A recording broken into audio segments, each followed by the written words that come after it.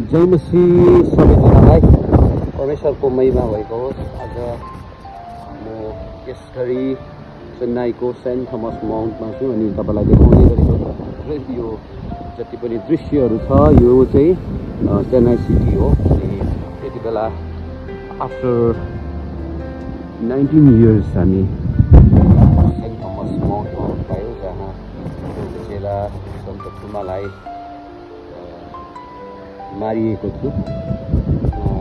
आजभन्दा लगभग 2000 वर्षभन्दा बेसी अगाडि इन्डियाको दक्षिण भारतमा आएर परमेश्वरको सुसमाचार बोकेर आएर सेवाकाई गर्नुभएको थियो।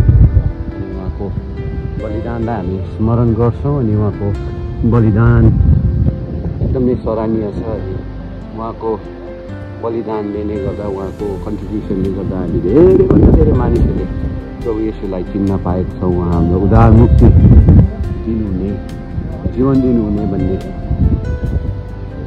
हामी परमेश्वरलाई धन्यवाद दिन्छौँ। सक्नुहुनेछ मसँग पास्टर सामेल सुब्बा पनि हुनुहुन्छ। तपाईँलाई कस्तो लागिरहेको? एकदमै आशिषित महसुस गरिरहेको छु यो सबै कुराहरू देख्न पाउँदाखेरि। अहिले आजभन्दा 19 साल अगाडि आएको थियो। 19 सालको बादमा आएर फेरि पनि यो देख्न पाउँदा, यो नजाराले हेर्न पाउँदा एकदमै खुसी लाग्छ। बेन्जामिन हुनुहुन्छ, बेन्जामिन तपाईँलाई कस्तो लाग्छ यो तपाईँ जब आउनुहुन्छ सेन्ट थोमस माउन्टमा तपाईँलाई के भन्नु मनपर्छ, कस्तो अनुभव गर्नुहुन्छ तपाईँ? सबैभन्दा प्रभुलाई पहिला धन्यवाद। यो मेरो तेस्रो चोटि यो माउन्टमा आउने मौका प्रभुले मलाई जुटाउनु भयो र यो समय चाहिँ मेरो पास्टर साथीहरूसँग मैले आउने मौका पाएँ।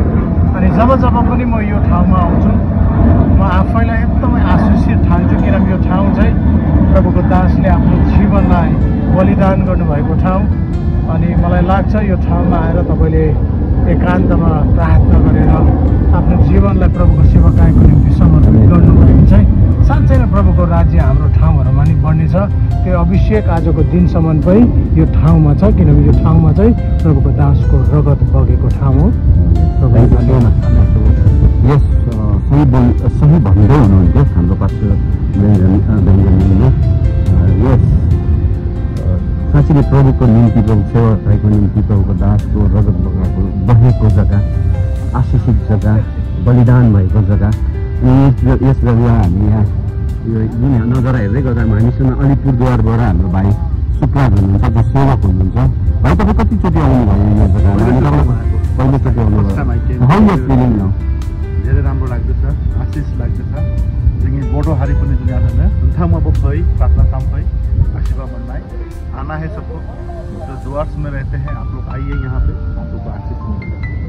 Thank you. मसँग मेरो साथी केन पनि छ, ऊ पनि धेरै वर्ष बादमा यो सेन्ट थोमस माउन्टमा आएको छ।